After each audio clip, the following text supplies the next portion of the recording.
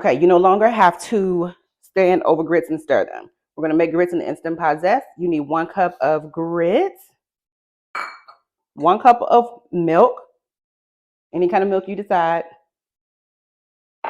and 3 cups of water. We're using old-fashioned grits and we're following the instructions that are on the back of the label. And it's up to you how much salt you want to use. I'm using 1/8 of a teaspoon. Stir it up real good. Okay. Then we're going to use the rice setting because there's not a grits setting on the Instant Pot. So we'll use rice and it'll auto detect and it'll start cooking. So when it's done, you'll hear 3 beeps.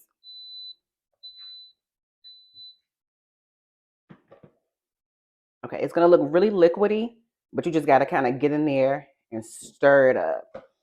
And sometimes you might have to hold the side of the pot. I would recommend putting on an oven mitt or something.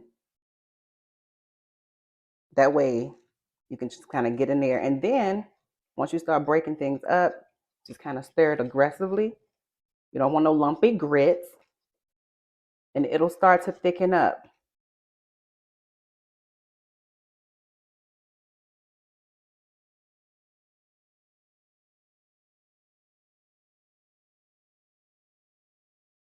It's thickening up.